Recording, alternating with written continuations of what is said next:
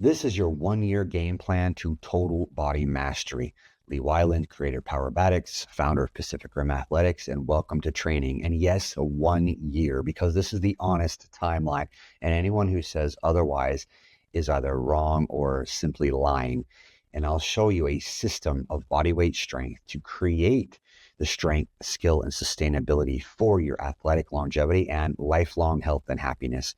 And this is not just going to be about some weight loss or some muscle building or some mobility or just building a basic handstand or any other singular goal that ignores all the rest.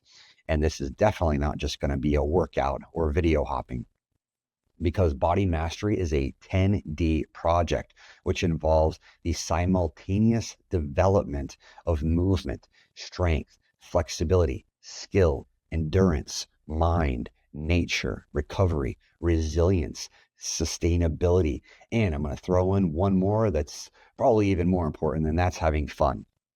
And all of this leads to holistic, comprehensive training to build mastery, which involves 6 elements. And I'll go into what these are in detail in just a couple seconds.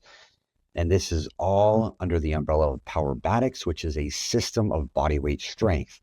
Now, training in Powerbatics or training in body weight strength allows you to not only identify, but also to overcome weak links, which, when they are trained, eventually develop into imbalances, which lead you to overcompensating, which those eventually develop into injury zones.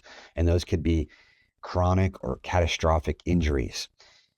Also, training with body weight strength allows you to rebuild from past injuries as well as prevent new ones.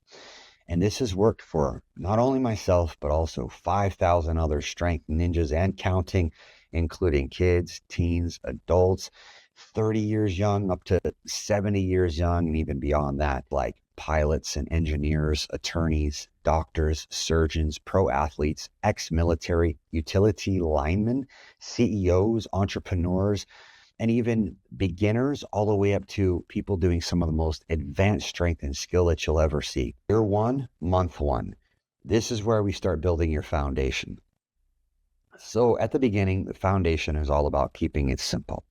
In terms of nutrition, if you see some of the other videos I make, I often boil it down to terms like whole, real, colorful foods and plenty of water. In terms of sleep, yes, you need good sleep for recovery. Now, training, 3 to 90 minutes per day. For athletes, you might even get up to 3 or more hours per day. Then, for a weekly schedule, about 5 to 6 days per week. You could take a day off per week. At minimum 5 days per week. You don't only drink water once a week or twice a week or 3 days a week, do you? The same for your training. It needs to become part of who you are and how you move. Then level testing, 1 time per month. And we'll talk more about what that looks like in just a second. Okay, now, let's say you're into training, you're doing your work, and let's say that weight loss is one of your goals. So the expectations that you should have should be anywhere between half a pound to a pound per week. You may lose quite a bit more of that in your first month due to water retention, getting rid of retained water, things like that. Even a beginner that hasn't been training, if they've been sedentary, all of a sudden the body's kind of shocked, and then it's going to it can drop a lot of weight really quickly. Kind of similar for muscle gain. Half a pound to 1 pound per week. As a beginner or hard gainer, you can gain even more than that. So sometimes eating right, doing the training, you can gain a couple of pounds of muscle in a week, or some people say that it's just water weight. Either way, you can put on more weight within the first week or within the first month, and then there's going to be some changes down the line, and we'll talk about these changes in just a second as well. Flexibility. So here's where you're going to start to see things in terms of a longer period of time for overall training. Flexibility takes a little bit longer than weight loss or muscle gain. This is why people end up with chronic injuries all the time. I would say that 80 to 90% of chronic or even catastrophic injuries are due to poor flexibility, poor movement. And what happens is people don't take the time to build the flexibility, which takes about 2 to 3 times longer than strength. And so people will build strength in particular areas. Let's say they are doing mainstream methods and they build up a bench press, a squat, and a deadlift, and they are not building the commensurate level of flexibility and movement. You're going to see strength develop in about 90-day cycles. You're going to see flexibility develop in about 200-day cycles. So the strength is building faster than the flexibility. And whenever that happens and you don't have full range of motion in those areas, or there's underdevelopment because of lack of flexibility, you have weakness or zero strength in certain ranges, then that'll turn into either chronic or major catastrophic injuries that then you got, 12, 16, 18 months of recovery time to deal with.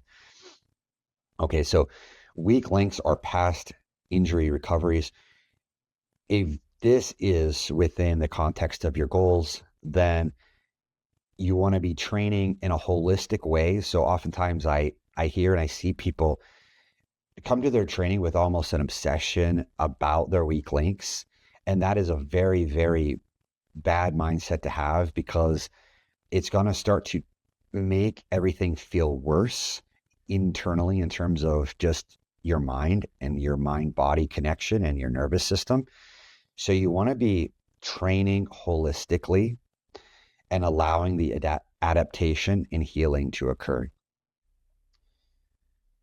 Now, we want to be working towards 4 specific body weight strength and skills goals.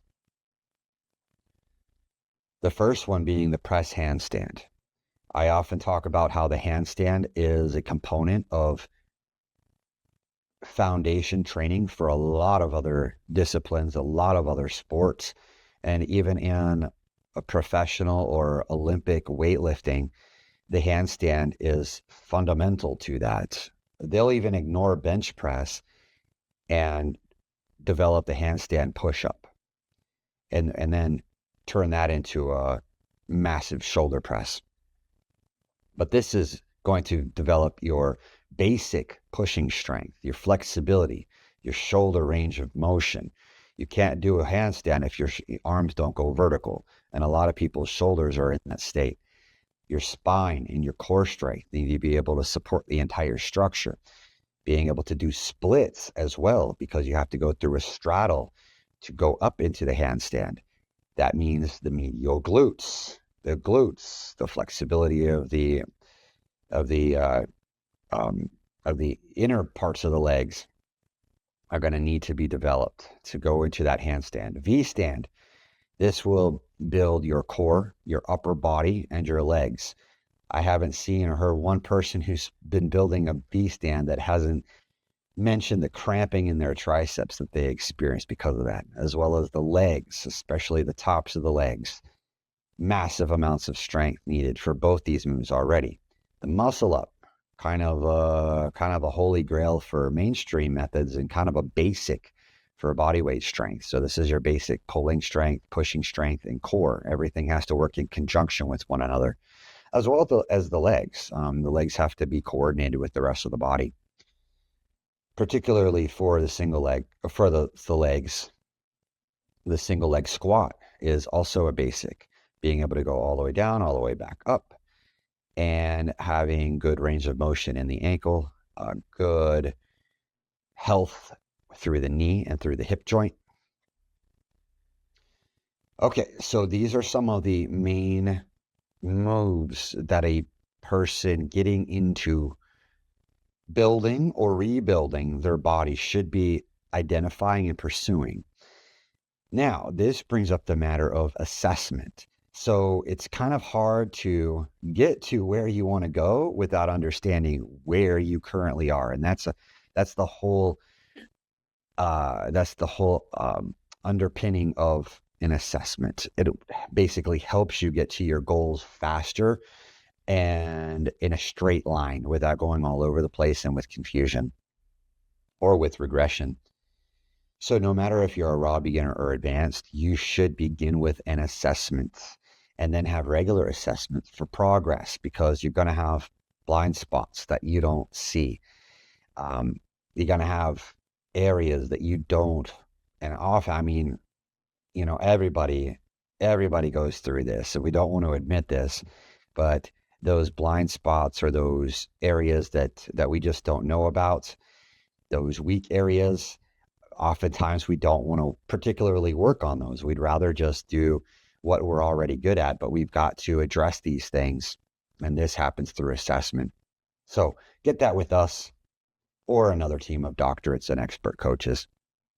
As far as your space for training, this is what you should be looking at doing, is committing to creating a space. Well, creating both time and space. You need time to do all of this, to build your strength, to build your flexibility, to overcome past injuries, and to gain higher and higher levels of skill. It just takes time and it takes space. Now, you don't need anything elaborate, and you don't need, a truckload of hours. This is for me and my team, we could be training 3 or more hours a day, especially if you put coaching in on top of all that as well, demonstration and everything. But baseline beginning, 30 minutes a day, carve that out. Just make it happen. And then your space, creating a little home dojo, a little space that's sacred to you, a little space that doesn't have the distractions of life, that you say, look, I'm not going to look at my calendar. Nobody else is allowed in here while I'm in here. No pets, not worrying about the dog or anything like that, but treating this space as a space where you make progress so that you can come out of that space and become stronger for the people, the friends and family that are around you, so that you can show up 100%.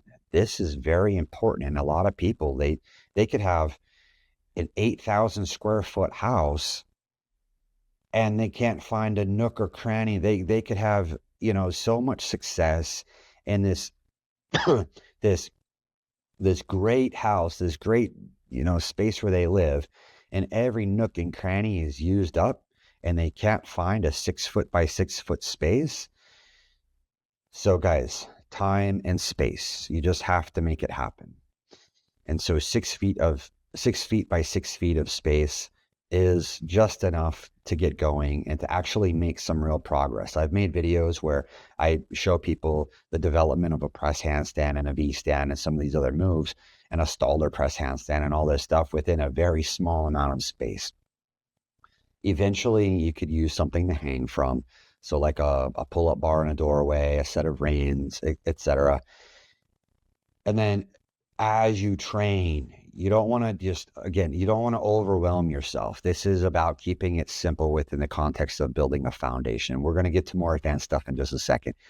But I'm giving you these are critical pieces of knowledge that you should implement into your training, and then you're going to see massive amounts of progress. And so you don't want to overwhelm yourself at this stage. Oh, I need a ton of space. Oh, I need a ton of time. Oh, I'm going to really do it this time. I'm going all. Don't do it that way. Slowly acquire more and more and more equipment as you go on, just the same way that you're going to develop more and more skills and developing more and more habits and developing more and more of a different life, because this is all very, very transformative.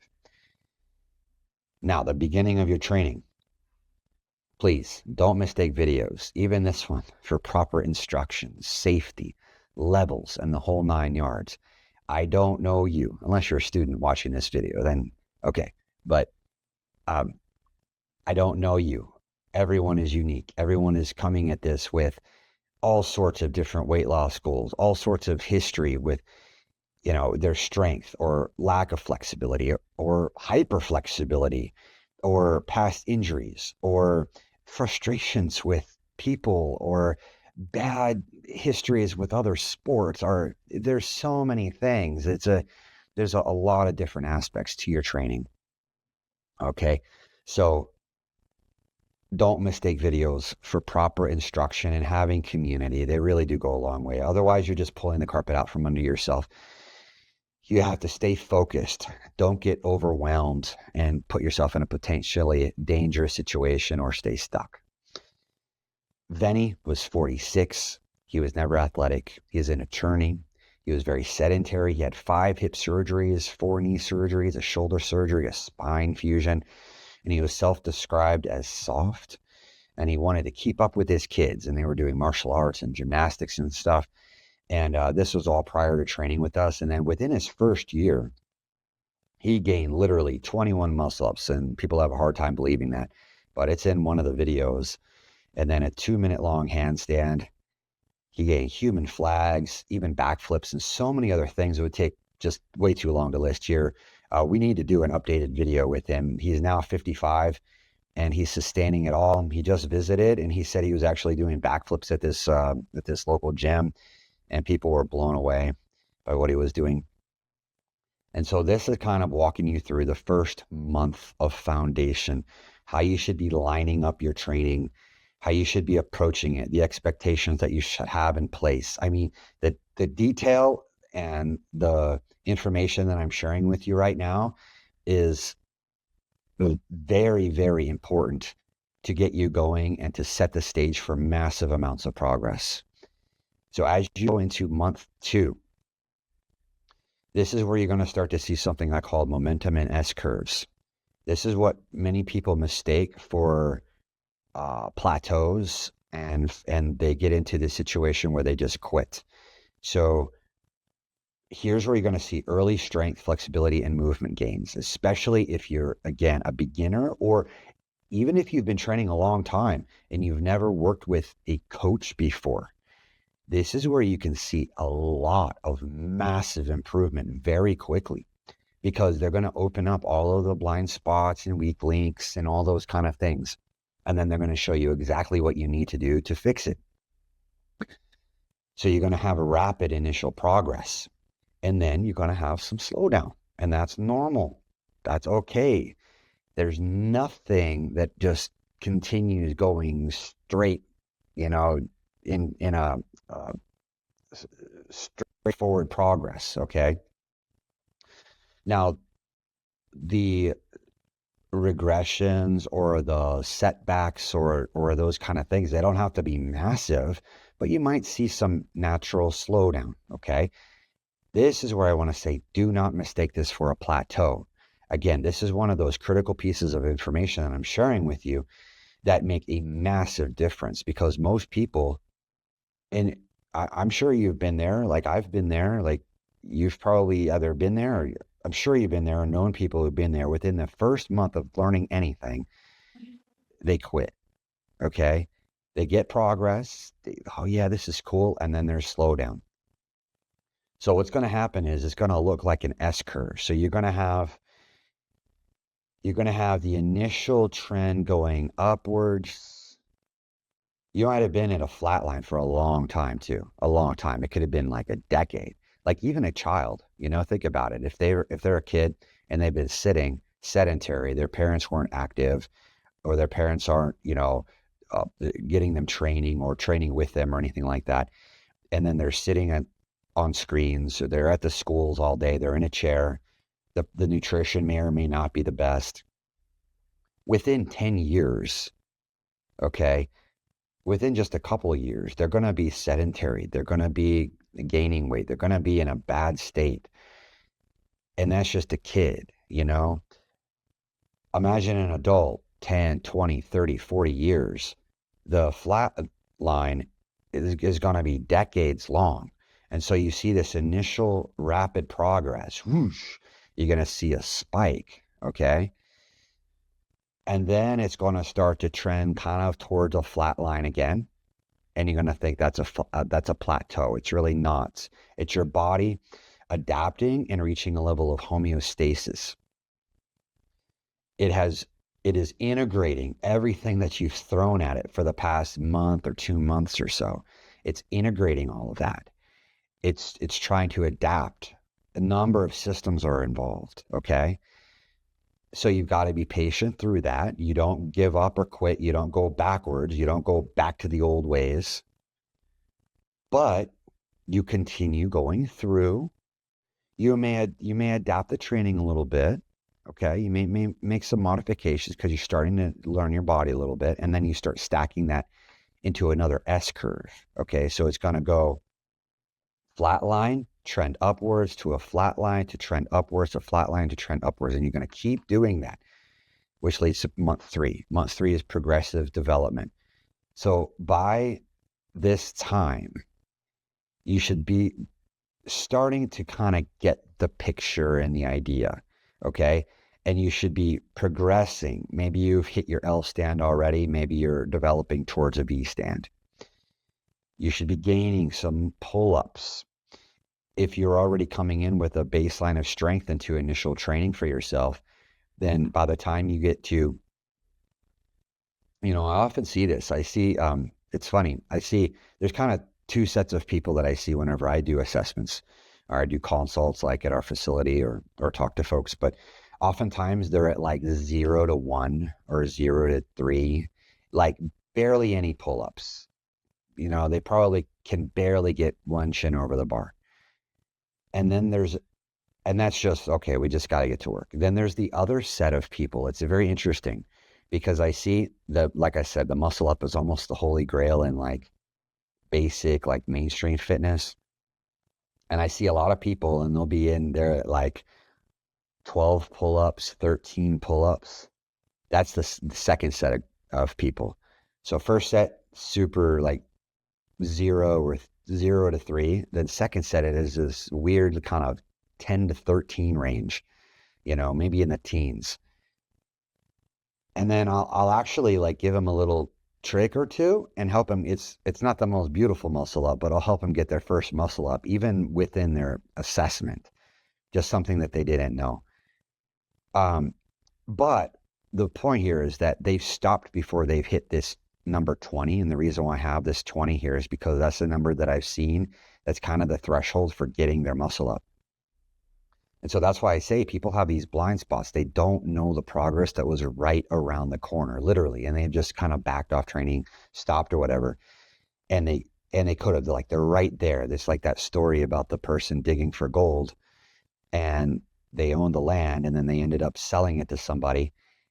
And the new owner came in, continued digging for gold and found it 3 feet further down. And that was it. And so that's where you're at. Okay. And then we can continue doing that through those S curves that I talked about. Press handstand, this should be emerging, even if it's assisted, like with a little hop off the floor or something. A single leg squat should be emerging as well, if you don't have it already. Okay. And then every 2 to 6 weeks, you should be updating your training to reflect the building of the past weak links, because they're not going to be as weak anymore. So we can start pushing into different areas now. Okay. And then you should be learning dozens of progressions, i.e. moves, new ways of moving your body. You get it now? And this learning, this stacks into the strength, skill, and sustainability that I'm talking about. So these are all these ABCs, and you're learning and you're developing this physical literacy, and this is turning into lifelong sustainability. Patrick, he started at 59. He's an attorney. He had 2 Achilles tears, shoulder problems. Now he has handstands, V stands, and muscle ups, exactly like we're discussing here, you see. And now at 61 years young, not only sustaining it, but also going way beyond all that stuff. Month 4, leveling up. All right, at 16 weeks, you should be having you should have a much different take on things, and you should be beginning to understand how to train. Maybe not all of it, okay? Maybe 30%, 30% of an understanding of, all right, I'm seeing the picture, I'm seeing the puzzle start to take shape. And most programs, they stop here. And like I mentioned, most people quit here, okay, for a number of reasons. Frustration doing it on their own or using cheap programs or whatever. And oftentimes the programs, they're just weight loss or they're just muscle gain. Or now, mobility is kind of a popular thing, and they're just a mobility program or something, and they'll get a couple of quick wins and then they're done, or the program is done. The muscle gain and the weight loss gain, or the weight loss programs and the muscle gain programs, those are done by design, because you can get this higher level of muscle gain within, like I said, 3 months. You'll see noticeable muscle after about 3 months if you're doing the whole program. And then it's time to just like get another program if you want to just keep building muscle. And so see what I'm saying? It's very, very, very basic kind of stuff. And then oftentimes people, they're just done, and then they start to regress. Either they don't know how to maintain it, they don't know how to level up, they don't know how to sustain it long term. So that's what we want to do, is we want to continue leveling up. And that's the whole thing here. All right. You don't just learn your ABCs, you learn words, you learn sentences, you learn all that stuff. So we want to keep building, keep developing. And you want to learn technique correct and early on, because one bad rep equals 3 to fix later on. I read a study about this. And so imagine you're trying like to learn handstands, for example. That's just an easy example, but let's say you're spending 1 year trying to learn something on your own, and you could have done 1,000 reps wrong, maybe even 10,000 reps. That's going to be like 3,000, 30,000, 300,000 reps to fix it if you're not doing it correctly and early on.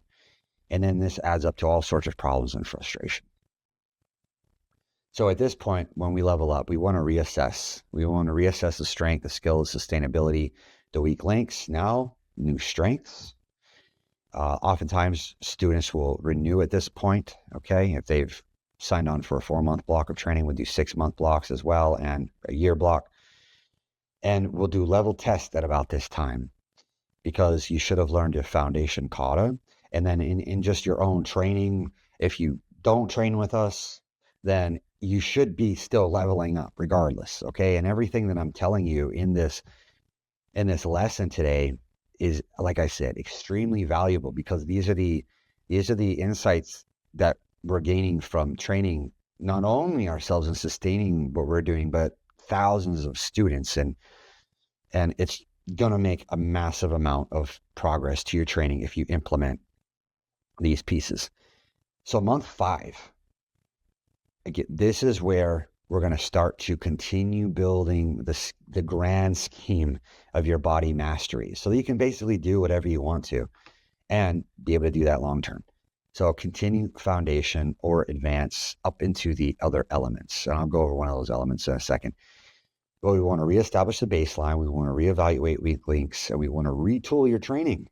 Okay. Because like I said, you're not only going to have these weak links that are being rebuilt, but you're going to be developing new strengths. You see, new strengths that can then transform and evolve into even more strength and skill. And that just makes life a whole lot more fun and improves health and happiness. And so oftentimes this is where we'll add in ninja strength. So this is our proprietary calisthenics program. This is step by step, level by level, up through 10 levels. And the skills, the individual skills in here include the following: muscle up, like we've already talked about, but this is a main one involved in the levels: front lever row, planche push up, one arm pull up, handstand push up, front lever, back lever, human flag, iron cross, one arm meat hook, one arm reverse flag. And then, like I said, there's 10 levels of training with a kata for each new level. And a kata is a routine, a prearranged set of movements that combine everything and make you have to move in those ways that you might not have chosen to otherwise, that pushes you outside your comfort zone. And it connects these moves in ways that, sometimes people, they get injured, not in the gym, but in the transitions of life, in the activity on the weekend or whatever they're doing, because they don't know how to move fluidly through all of the strength and skill. They have, in other words, they have lack of coordination, but then they add speed and power to it, and they get themselves hurt. And so katas actually fix that. It teaches you how to it literally is giving you transitions out the wazoo that rebuild everything. Okay. Then month 6, continue progress. And, like, not to just be pitching a program, but like you can invent these yourself, and you can build all this and stuff. And it's going to take time. It's like, it's going to take a lot more. It's going to take decades of time and trial and error, versus like, it's just levers, and so investing into training just decreases that time. And honestly, it allows you to have a lot more fun as well. So it's just levers. And so month 6, continue progress. So at this point, you should be fully immersed into training, whatever you're doing. You should be beyond the beginner stage at this point. You should have a working understanding of things. You should also know the pitfalls and the common things to avoid and stuff. You should definitely have clear flexibility and strength gains by this point. And you should be well into foundation or have graduated to other elements of Powerbatics, like I mentioned, ninja strength, and we'll talk about the other ones in a second.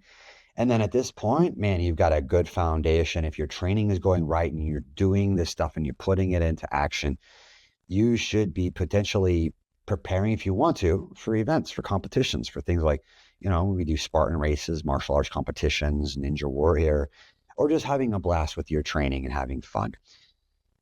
And you're starting at this point to see how, you're a little deeper down the rabbit hole. You're starting to see how the mainstream methods just don't compare to this. And then month 7 through 9, this is where your identity shift starts to take place. Like I said, it's not just training, it's transformation. Okay. You're going to start to just be a different person. You're going to start to see, like, it's going to be weird not to train. In other words, your body's going to crave it. You're going to have more strength and skill.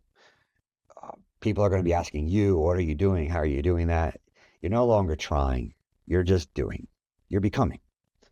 And you're maybe training for an event or studying for lifelong health and happiness.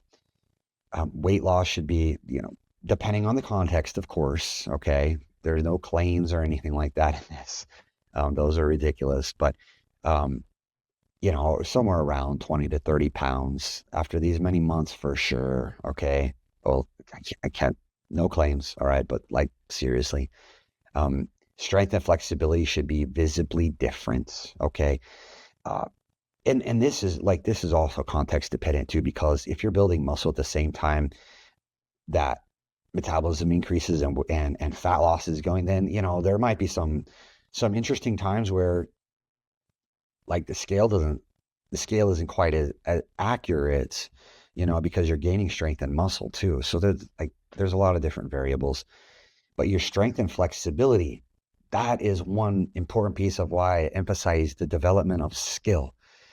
Because if you can do the moves, then your body is changing, and that is massive. Okay. And I want you to take that away. Like I said, other people are going to start asking you, what are you doing? How are you doing that? How are you able to do this? And they're working out all the time. These people, they might be at the gym all the time. They might have been doing even more than you were, but you're able to do such and such, a muscle up, a pull up, a press handstand, a bridge, a back walkover. And they're like, how are you able to do that? Because your body has transformed. So at this point, you might be thinking about adding in elements. And so here's 3 more. So ninja strength, like I said, is kind of the easiest one, especially for adults. Adults like getting into ninja strength. Hand balancing, I will be honest, it takes a level of discipline. It takes patience. I compare it to learning how to draw realistically. So it's an upper level type deal, and it builds you to a point where few things come into comparison. Circ is a little bit more nuanced. It requires a little bit more equipment, things like you see in Cirque du Soleil, but we do train people in in those modes all the time. Essentially, it's like putting ninja strength into motion on different apparatus. A lot of fun. People like that. And then power moves, flares, windmill, spinning handstands. Basically, you're taking all these different shapes. And I can go on and on and on about the elements and how they synergistically work together. But power moves is essentially taking all of the different shapes that you learn from handstand and ninja strength and all of that and putting it into multi-axis movement. So it's not just gimmicky breakdance tricks. It is actually the most difficult level of bodyweight strength training that you can do. Literally, learning spinning handstands, flares, windmills, any of that stuff. It is the most complex. It is the most challenging. It is the freaking most rewarding. And it's just awesome. So there's tiers to this. Okay. So foundation. All right. Then ninja strength is kind of chill to get into. Okay. Then hand balancing is higher up. Then circ is higher up, and power moves is higher up. At this stage of training, heck, even if you're still on ninja strength at this point, it's still good. Like it's still, you're developing and working through the levels, but having a community and coach for accountability is critical. All right. And then month 9 through 12 is your expansion and expression. So this is where you're going to start to see a little bit more advanced strength emerging. And you're going to start to see skills connecting into movement. Like I talked about the katas, you're going to be able to just transition and move from move to move. And it's going to be totally different than where you were before. This is where I would introduce free run, especially for online students, maybe a little bit later in the game. And definitely the tumbling. So learning how to flip like at the facility. So we have 2 paths for this. So let me break down those elements again really quick. So you would start with foundation. Then honestly, what I would say is the easiest to actually get into is free running. Everyone loves to jump, run, sprint, dash. And the equipment is minimal. You could do it all on the floor or a block. And then what comes after that would be ninja strength, and then hand balancing, and then circ, and then power moves. So that's kind of the tiered leveling up of just those elements. And then there's 10 levels within each of those. So free run, the style track, is the one that the most students are on. And it doesn't involve flips. It's all of your strength and skill put into motion and everything. And there's an emphasis on, of course, safety, spatial awareness, visual spatial awareness, and lifelong movement literacy. And so 1 year you should have, and take an assessment of yourself right now as you watch this video. After a year of training, okay, just take stock of like last year or even the last 5 years. We should have, at this point, full integration of training. You should understand how to train. You should be fully immersed. You should be surrounded by positive community and a coach with accountability. And you should have real, demonstrable, physical, visible strength and flexibility that others see and they're like, whoa, that's different. Okay? That's what I'm talking about. Not just theory. Not just muscles that look the part, all right? Not just discussion on hypertrophy and the finer details and nuance of biomechanics and anatomy. It should be demonstrated skill. It should be, can you do the stuff or not? It doesn't have to be perfect. It doesn't have to be flawless. It doesn't have to be the most beautiful Cirque du Soleil level stuff in the world, but it should be demonstrated skill. We should be able to move better. We should be able to have good physical strength, flexibility, and skill. And it should be sustainable. Your body remembers. That's the cool thing about it, is that your body remembers. And so you could take a break from training, I'm not saying take years off, but you take a couple of weeks off, then come back to it. and it's going to be there ready for you. And then you know where you want to go, what you want to be, and what you want to be like for decades down the line. And you could keep that going. And then you've got confidence in your body. And so what's next? Well, this eventually becomes a 10-year game plan. So let's talk about that. So Vinny, for example, he was with us. He was actually the first person to start training with me when we began. And within his first year, like I said, he gained, 20 plus muscle ups, handstands, all the flips, all this cool stuff. Year upon year, he continued to make progress, and he became level 10 in into strength.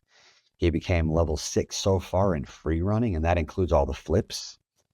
And I think he can do all the flips up to level 10. He just has to like put them together. And then level something or other in handstand. And then, going to workshops and retreats and all that kind of stuff. And it's been a 10-year process for him. Again, first year, tons of progress. Year upon year, more continued sustainable progress. And now he's 55 or over 55 and he's sustaining it all and doing all of it. And we've got many, many others, but it's fun to talk about that because we have, we've taken the time to build the videos and stuff of any. And then level 10 mastery. So like I discussed, once you get to level 10, you get a samurai sword, which is pretty cool. You can also specialize in one or more, or learn them all and become a dragon and get to level 10 in all 5 elements. So subscribe. It's free.